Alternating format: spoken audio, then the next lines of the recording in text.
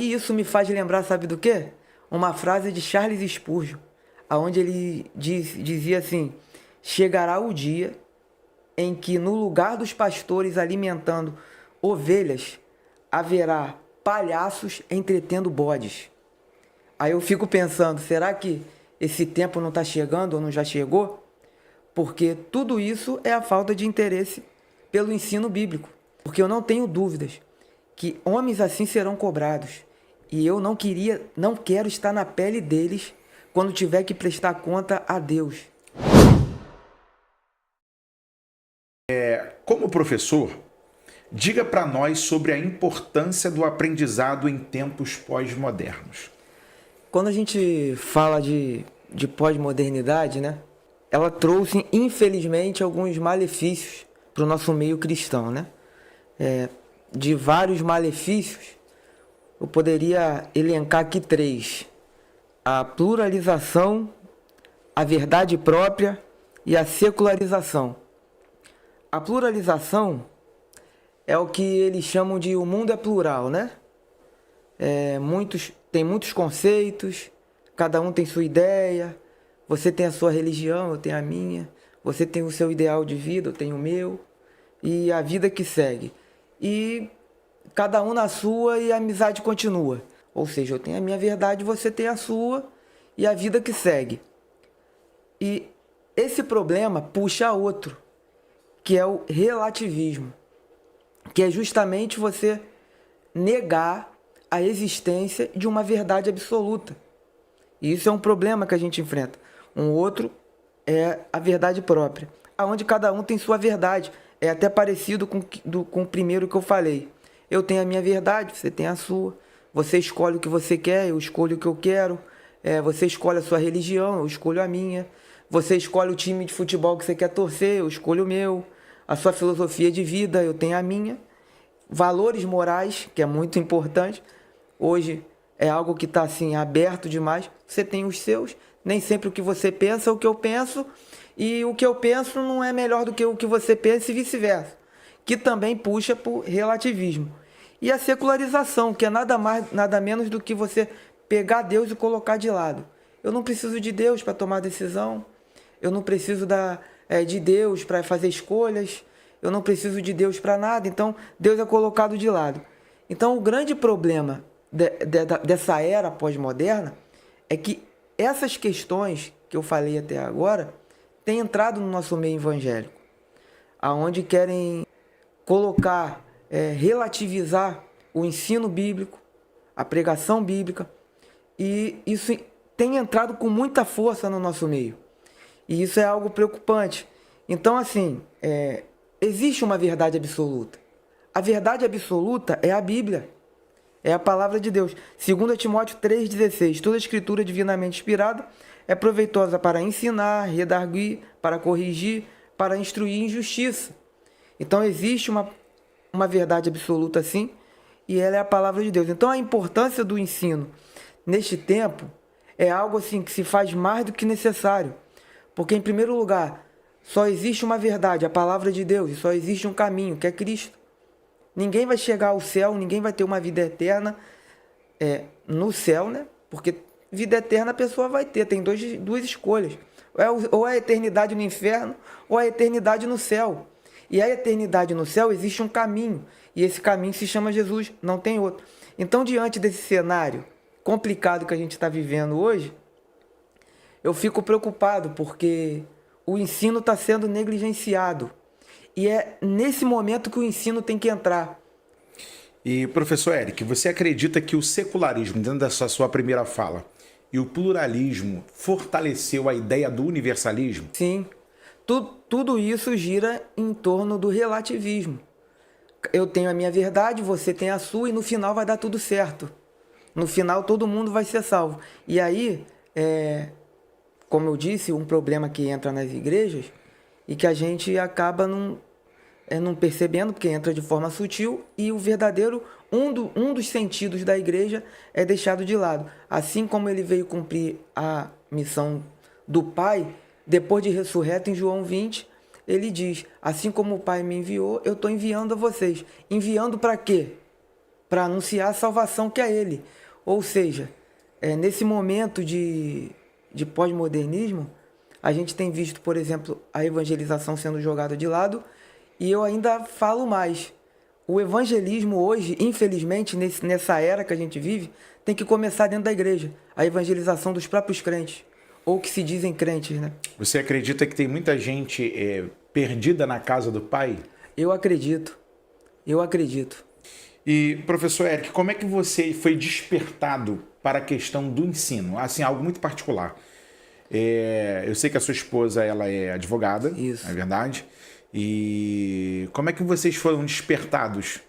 Que você, eu estou vendo aqui o Luiz Carlos está falando assim, a parte do senhor, pastor Paulo, conheço o professor Eric quando ele tocava guitarra. Ah, Luiz. Em nosso Abraço, Ministério Luiz. de Louvor. Quer dizer que além de professor, tu toca guitarra também. Rapaz. E como eu é que tento. você migrou do louvor, da adoração, de sair como o papel de músico para o ensino, para ensinar de fato a igreja? Bom, o que eu vou falar aqui agora é para quem acredita que Deus fala com a gente e acredita que Ele usa pessoas. Sim. Meu amor dentro da igreja sempre foi servir tocando. Tanto o comentário do irmão Luiz aí. Mas só que Deus sempre usou pessoas diferentes, tanto pessoas que eu conheço, tanto pessoas que eu não conhecia, para dizer, Deus vai te usar na palavra, Deus vai te usar na palavra.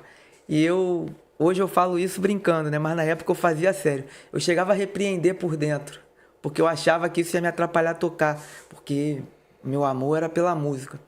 Só que eu comecei a ministrar a palavra, eu congregava na Assembleia de Deus de Mutuá, pastor Adilson, e eu estava passando um momento complicado na minha vida, e Deus usou uma irmã para vir falar comigo exatamente o que eu estava passando, e ela disse, e vou te dizer mais, daqui 15 dias tem consagração dos jovens, é você que vai pregar. E eu lembro que eu comecei pregando naquela consagração dos jovens e não parei mais. Tem pessoas que me perguntam, quando que você começou a pregar? Como foi? Eu não sei nem explicar direito. Que o meu amor pela palavra de Deus, pela teologia, pelo ensino, foi tão grande que hoje eu mal pego num violão para tocar.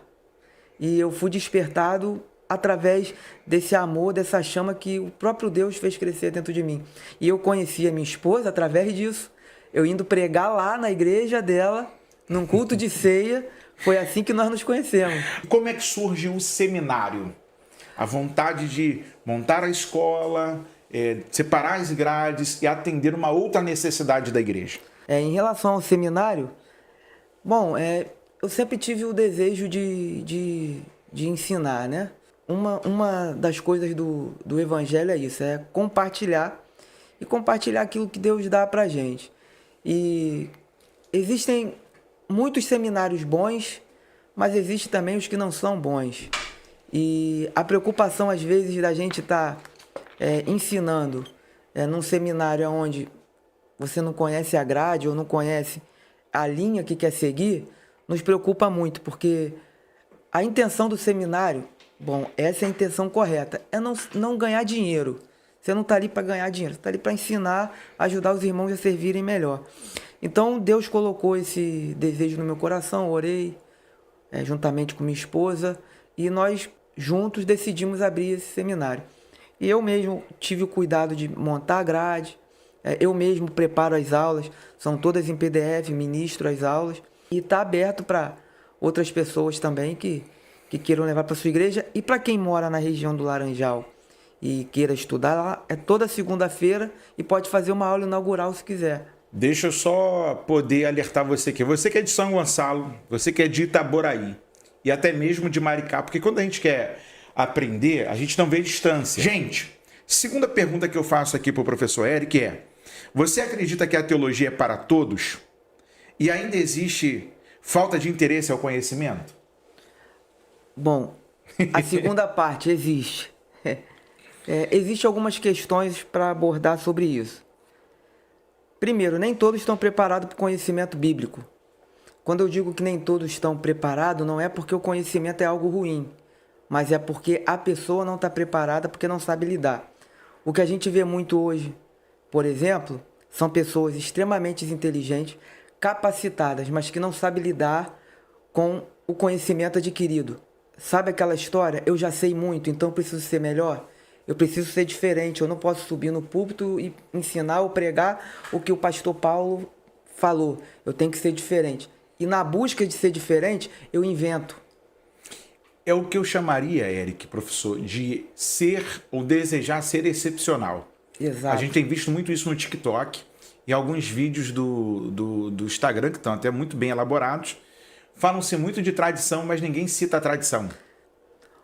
O senhor tocou num ponto que eu estava falando esses dias na aula, há uns 15 dias atrás. Tem alunos aí assistindo, vão lembrar que eu falei isso. É muito fácil eu chegar, pregar e falar que segundo a tradição, mas segundo a que tradição? Porque pode ser tradição católica, tradição de que está escrito em livros apócrifos, pseudepígrafes. E você, livro apócrifo já diz, ele é oculto, é um termo grego para oculto, aonde alguém escreveu lá e botou o nome de uma outra pessoa mais conhecida, mas que nem foi ela que escreveu. Que tradição foi essa? Então, é muito fácil falar. E para querer mostrar conhecimento. Então, não é que o conhecimento é ruim. Pelo fato daquela pessoa não saber lidar com conhecimento, se tornou ruim para ela. Um outro ponto também é que as pessoas têm que entender que ser mestre, ter conhecimento, a cobrança é maior. Tiago falou isso em Tiago 3:1. Muitos de vós não sejam mestres, sabendo que recebereis mais duro juízo. Então, a pessoa que quer se transformar num mestre, num conhecedor, ele tem que ter isso em mente. Agora, Tiago aqui não está indo contra você ser mestre. Aqui é um alerta. A perspectiva do texto é esse. Um professor, um pregador, ou seja, quem tem a oportunidade de fala, ele se torna um formador de opinião. Uma vez que eu me torno formador de opinião, eu tenho que ter responsabilidade pelo que eu falo. E tem muita gente que não tem. Existem pessoas também que usam a teologia para o mal. Sim. Eu dou o exemplo logo de Satanás. Tentação de Jesus. Ele usou texto bíblico ou não usou? Usou. Usou. Só que ele usou. Está escrito para o mal. Olha, o mau uso da Bíblia causa coisas terríveis. Pessoas vendem o que não têm. Vendem carro. Ficam endividadas por causa de ouvir palavras de pessoas que usam a Bíblia de forma errada. Então, em cima dessa pergunta, a Bíblia é para todos? A teologia, o ensino é para todos? Sim, mas para todos aqueles que querem conhecer a Deus melhor e servir a Ele melhor. Aí sim. Agora, que tem muita falta de ensino e tem negligência nos ensinos, tem. Ainda há falta de interesse no conhecimento bíblico. É só a gente olhar o cenário. Olha para os cultos das igrejas hoje em dia. É lógico que a gente tem que ter a responsabilidade e a gente também tem que ser justo. A gente não pode generalizar, porque tudo que você generaliza, você acaba colocando pessoas que trabalham certo no meio. Então eu não estou generalizando, estou falando de uma parte. Olha os cultos de muitas igrejas, olha muitos líderes. Não tem mais EBD, às vezes é só um culto pela manhã, quando tem. Igrejas pagando cachês absurdos para pregadores e cantores famosos, mas não investem num seminário. Quando não pagam ingresso, bilhetagem para ouvir determinado camarada. Exatamente. E no final das contas ainda vai pedir oferta de novo lá para quem já pagou a entrada. A gente vai para os cultos, alguns cultos hoje, é só invencionice. Os cultos viraram show. Os cultos viraram show gospel. Essa é a verdade. Uma vez eu ouvi um camarada dizendo que ele não era cristão, mas ele foi numa determinada igreja, num chamado culto da virada, que ele adorou, porque é um show muito legal. Aí isso me faz lembrar, sabe do quê? Uma frase de Charles Spurgeon, onde ele dizia assim: chegará o dia em que no lugar dos pastores alimentando ovelhas, haverá palhaços entretendo bodes. Aí eu fico pensando, será que esse tempo não está chegando ou não já chegou? Porque tudo isso é a falta de interesse pelo ensino bíblico. A falta de interesse em ensinar a igreja. E eu tenho certeza que tem falta de temor também. Porque eu não tenho dúvidas que homens assim serão cobrados. E eu não quero estar na pele deles quando tiver que prestar conta a Deus.